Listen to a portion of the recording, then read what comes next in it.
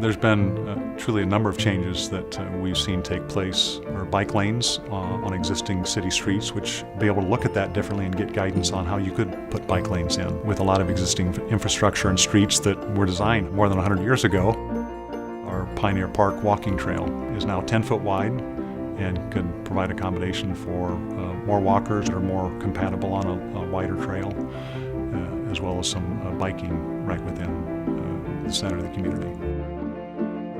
Complete streets, we have recently added more crosswalks, expanded sidewalks and safer sidewalks, 3+ additional miles of sidewalk that have been put in or being put in. Walking school bus is important to the community because not only the health factor, but we also have the social connection, and it brings the community together. We often have community leaders, volunteers, school officials, and city officials participating with us every week. But the best part is they're getting healthy, and it's not a chore. It's a lot of fun. We do brain breaks 4 times a week, if not 5. Because we do our brain break right after lunch, and having taught many years and knowing what a lot of times what kids feel like when they come back from lunch and they have the whole afternoon facing them, I see that my kids don't seem as lethargic. They're up and moving, and then after we're done with our weights, that leads right into our problem solving every day, because that's our mathematics time, so that's why it was tied to mathematics.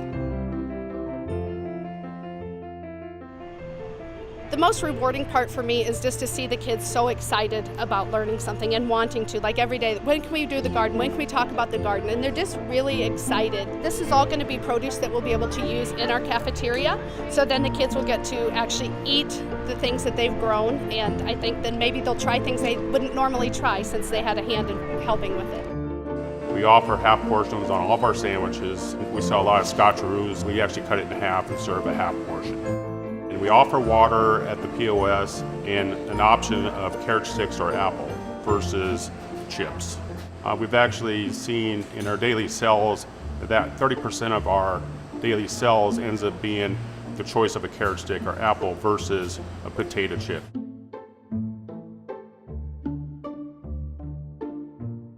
It's a great way to help promote healthy living, healthy lifestyle, and to make sure, to engage our students in that and to teach them that as they're growing up, because I think it's important to start at a young age with them to make sure that they're learning the ways of living healthy early, so they continue that through their elementary years and their middle school and high school years and into the adult life. Over at the high school, they've sought out locally grown foods for the student lunch line. The first to help, Farmer John Scuffle. Kids, it's fast food, out of the box and that type of thing. So I think it's a great opportunity for kids to see the other side of what food is. I think they want to eat this way too. The students really love this. I've had students come up to me and say thanks for offering a healthy lunch. So I know that they are paying attention. At the Algona Municipal Utilities, employees often stand up during meetings, a healthy alternative. And instead of vending machines, they offer a healthy snack basket. We look at things that really help our employees say, am I healthy? Are there things that I need to make changes in?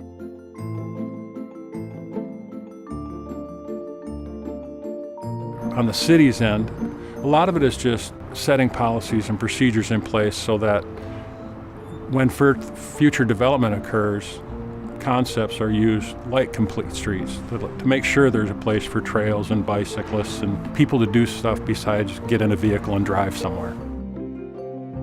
So I think with the addition of the Park Circle project, in conjunction with the track that was recently put in, it's making a lot of folks in town more mobile. So I think it's been a wonderful thing, actually. It's resources well spent. The road need to be replaced, and we might as well replace it right. And while we're at it, build a sidewalk. We definitely know that our employees are our best asset, and we want to be able to give them back to what they give us, whether it be the walking during the second break, and we have also done a community garden. They get to move around and they do more rather than just stand at their table and weld or assemble the gates. Our walking school bus program started in the fall of 2014-2015, and we also expanded it to include bus students. I think we averaged about 60% of the kids in each classroom in the elementary. The changes we've seen with our lunch program include adding water that is available to all students during lunch. We have students who will take both choices of vegetables every day. They will take the fruits, they will go back and ask for seconds on fruits and vegetables. Our fourth graders participate in the Legacy Project, where they get to interact with senior citizens, super senior citizens. We found they greatly enjoy that, and the super seniors also enjoy it. And I believe that by bringing the super seniors in, it gives the students the opportunity to realize that if you have a healthy lifestyle, you can continue to be as active as you want to, regardless of how old you are. Today we have strawberries and blueberries that are on sale, mixed with just some non-fat, unsweetened yogurt, and it's delicious. We also have some vegetables just chopped up, and a little bit of olive oil, a little bit of vinegar, a little bit of lemon juice, salt, and pepper, and it's delicious.